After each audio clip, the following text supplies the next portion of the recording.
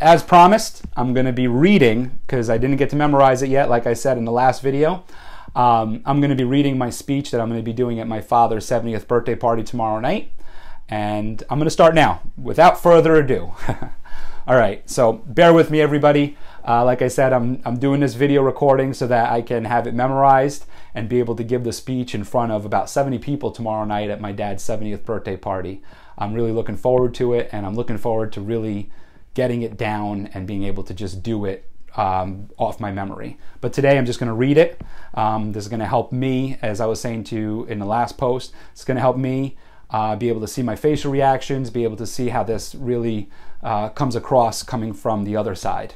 All right, I'm going to start now. Thank you. Here we go. Lenny, airborne. First, I'd like to thank you all for joining us in celebrating my father's 70th birthday. You know, he doesn't ask for much, he just expects it. I would also like to acknowledge my mother and Marie Noel for putting this all together for him. Mark, Jimmy, and I have learned to just say yes to them. Well, Mark is still learning. Papa, where to begin? Let's start with the things I remember most. I've been waiting my whole life for this moment. Well, life was tough for this kid. I was a crazy, rambunctious, outspoken, loud kid who liked to push things, and people for that matter, to the edge. And it drove my father crazy. He would scold me, and we would fight.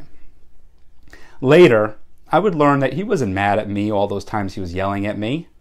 He was really saying, why the hell did I teach this kid to be just as loud, crazy, and reckless as me? My father has never shied away from sharing his opinions, his views, and the way things should be. He started his journey of resistance when he was a young 8-year-old boy driving his Uncle Sal's car on the docks in Brooklyn. He soon harnessed his reckless behavior and joined the Army. But in true Esposito fashion, if he was going to put his life at risk, he was going to make damn sure he'd be in the line of fire. So he joined the Green Beret, a special forces unit that jumped out of planes and shouted airborne as they took flight. He made it out alive, but not without earning 2 Purple Hearts in the fight. He came home and became the first in his family to graduate college. When he told his father he was going to college, Poppy replied, "What are you going to do that for?" He continued anyway, earned his degree, and soon became a PA. He married and had us. Now for the real fun stuff.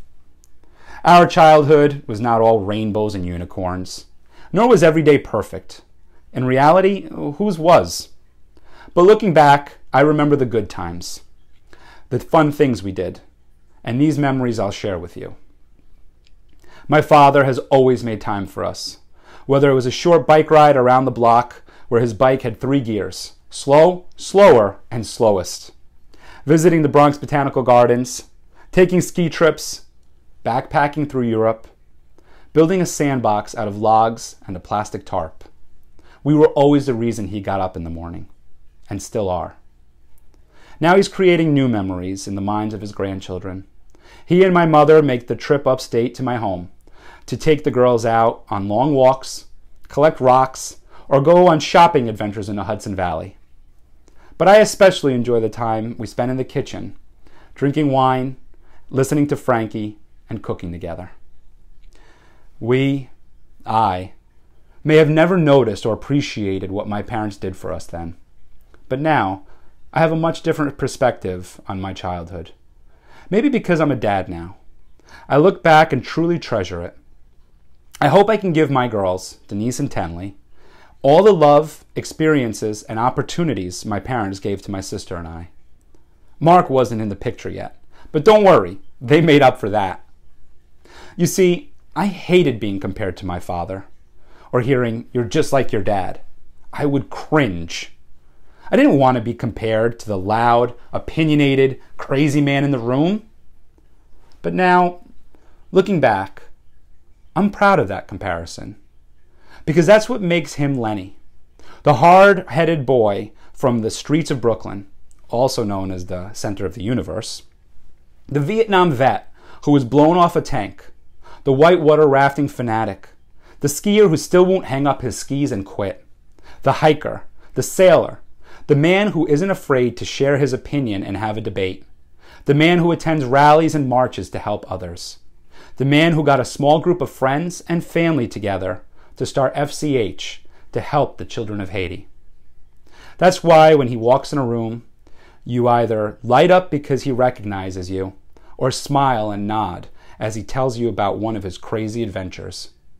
He has a passion for adventure and a passion for life, and his love for his family is unquestioned. You're all proof of that. I've learned that if it takes crazy to make all that possible, then I want to be crazy too.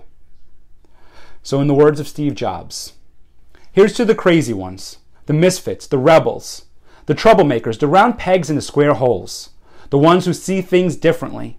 They're not fond of rules, and they have no respect for the status quo. You can quote them, disagree with them, glorify or vilify them. About the only thing you can't do is ignore them, because they change things. They push the human race forward, and while some see them as the crazy ones, we see genius. Because the people who are crazy enough to think they can change the world are the ones who do.